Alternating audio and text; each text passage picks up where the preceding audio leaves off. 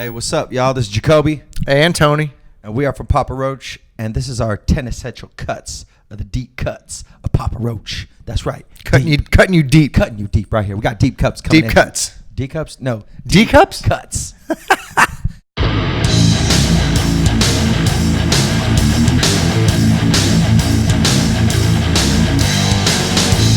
doing the deep cuts right now, and since we have 10 albums, I think it would be fair to choose one song off of every album as a deep cut. So we're going to take it back to the first one.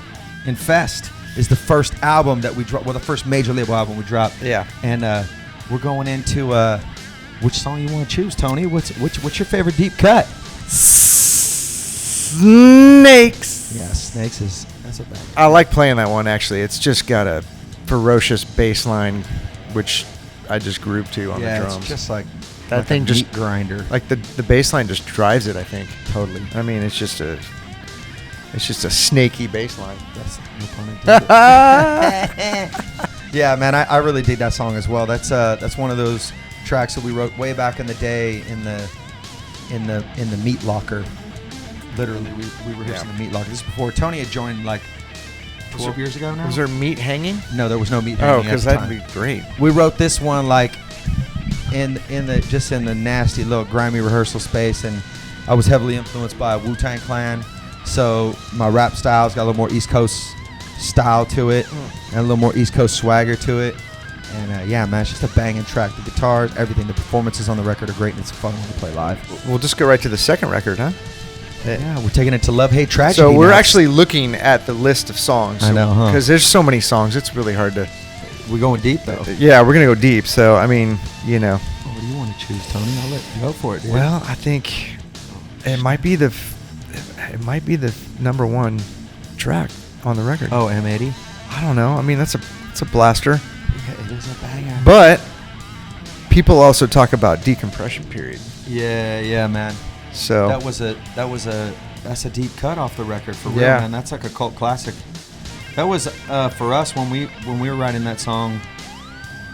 We had just been touring for, God, like seemed like forever, and we came off the road and we were really just kind of busted up and broken down. And it was our first kind of stab at doing something that was really like left of center for us creatively and a little bit more, I guess, broken down and emotional. And it's got a rad build in it. Deep cut number 3. Deep cut number 3 coming at you. We're on the album is Getting Away with Murder, so now we're on our third one. Oh, I mean, dude, we could go that one. Oh, we could do that. Or Blood off of Getting Away with Murder. But we've done that though. We haven't done that in years, but it's been a long time since. I mean, I would, bring that deep cut back. You'll bring that deep cut back? I don't know. We'll see. Yeah, that one lyrically, for me, it came at a time when we were going through a lot of struggles internally, and also learning a lot about this business and how the business is cutthroat, this music business. And if you don't have eyes in the back of your head and in the side and like you ain't got your hands in everything, there's going to be some shady stuff going on. And we just had some really bad experiences, business people, and it just was like we've been betrayed, and so that song was born from that. All right, so now we're on to our fourth album, which is the Paramore Sessions, because we're doing one off of every album. And the deep cut off this record is The World Around You. Oh yes, ladies and gentlemen, that is correct. The World Around You.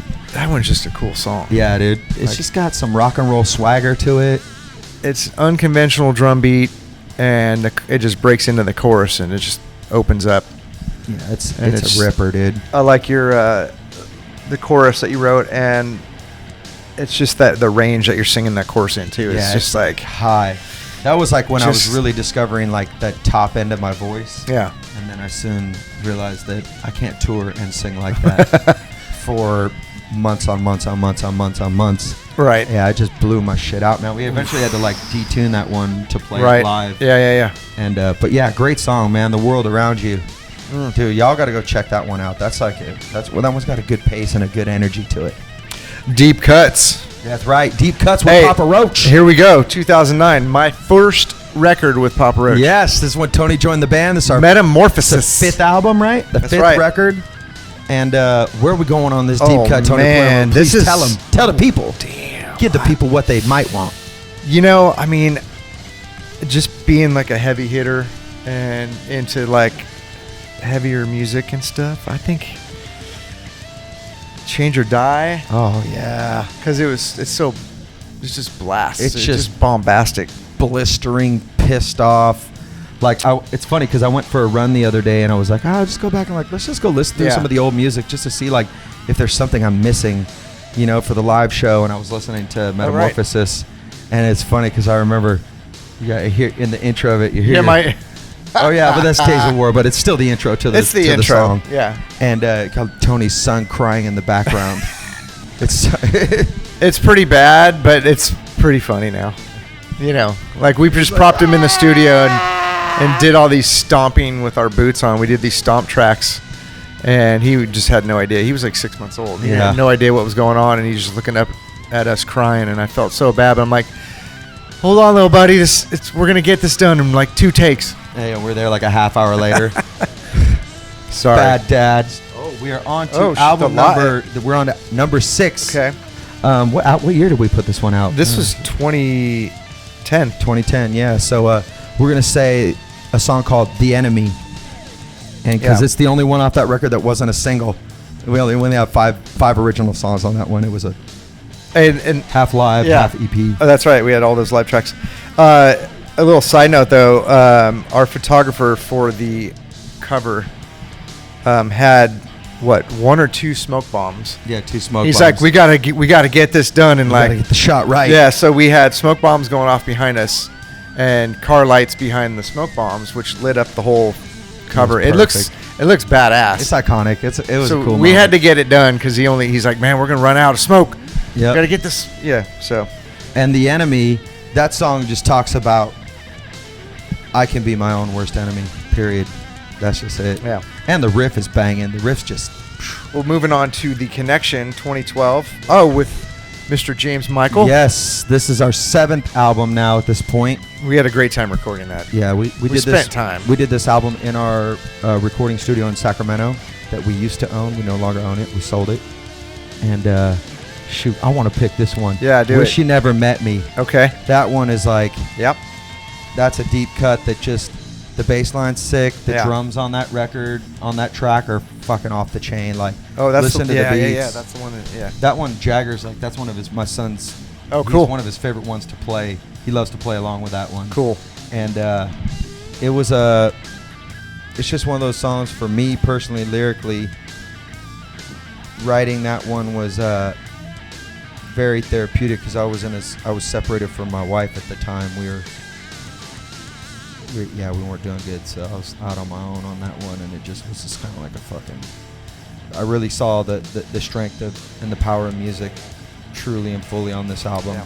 It was the only time I had peace in my mind. So yeah, deep cut, man, good one. Deep cut. Fast forward to 2015 because we just toured our asses off in between that. Fear, Face Everything, and Rise. I mean, there's. I like Hope. War Over Me is good. Skeletons, like, jeez. Yeah, actually, War Over Me. That one's, it's just different. Yes. For us, like, I remember. Down, tick it down. Yeah. Down. I remember tracking that one and just being like, yeah, this is cool, man. Dope It's drum parts. Yeah, some dope drum parts to play, and yeah, man, Vegas. Yeah, dude, I went to that was for me a pretty amazing experience because. Really, I was like almost 2 years sober at that time, and it was the first time I'd ever been sober that was the longest I had ever been sober at that time. And going to a city like Las Vegas that just, places where you go lose your head. And I went there and it was quite the opposite. It was just like so focused on the music, and it was really like I was going through a spiritual transformation in my life. And, so it was like the war over me was so apparent. And, check that one out. War Over Me. It's dope. Well, moving on to Crooked Teeth. We are on to album number 9 right now. Gosh. And 9th deep cut that we're going to choose. Tony, just call it out. Boom. How about Nothing? That's like uber deep. Nothing. Dude, Nothing. This is one of those tracks that it's so deep. It's like the bonus tracks. Yeah, that's how deep it is. It's not even in the main. That's right. What do you call it? Sequence. Track listing. Sequence. That one's super cool. I had fun playing that. It's kind of unconventional in the sense where it doesn't really have the same parts through it. So it's like the drums are broken up. Yeah. And there's some cool fills in there that we all came up with in the studio. And that's one cool thing too. Like when I'm recording, I don't deny people's ideas. You know, it's like, hey, somebody's hum out a drum part, and it's like, oh, that's cool.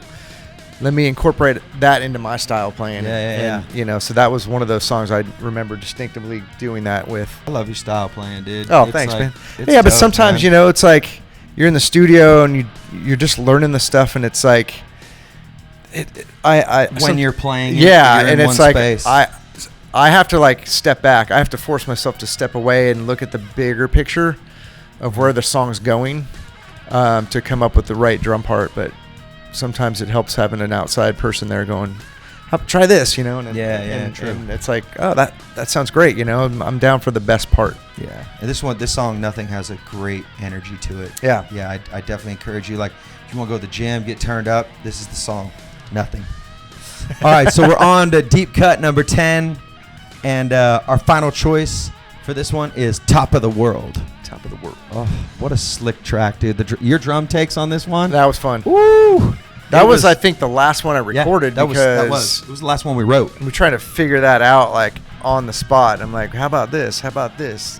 Yeah, so. You came with it, dude. And it's for me, it was just you know, when you come into the end of making an album, you know, you want to say something or speak something that cuts through and has a place on the album. And this one is just, I scratched the surface of the truth till my hands bled.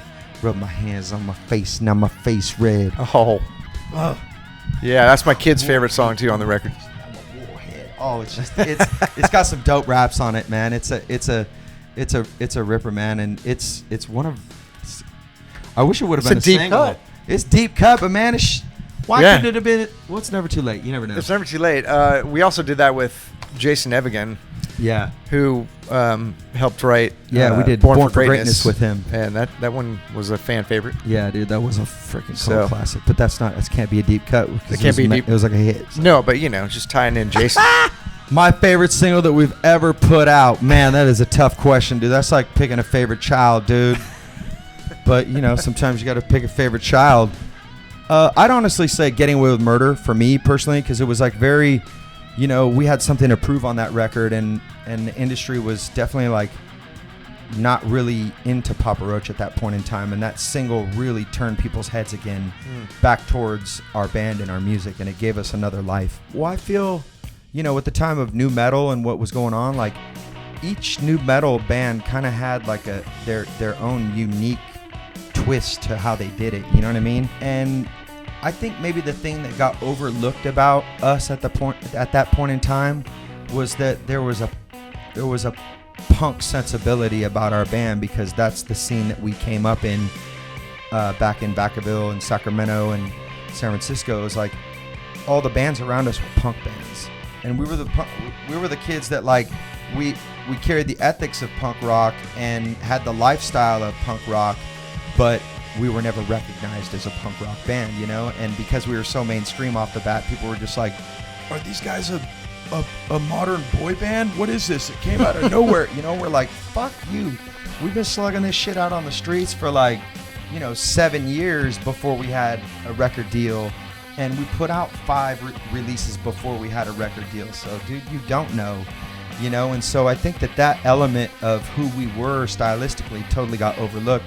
Not to say that we were a quote punk band, but it was just like, you know, you know what we weren't? We weren't a band that was easily pigeonholed, and we came out in the era of new metal. So then we were, you know, a new metal band. But then we also had elements of metal too. So it's like, you know, I think we'll always kind of be just a little bit misunderstood, and that's fine. That's fine. Hey, what's up, y'all? This is Jacoby. And Tony. From Papa Roach, baby. Is what? Okay. Hey, what's up, y'all? This is Jacoby.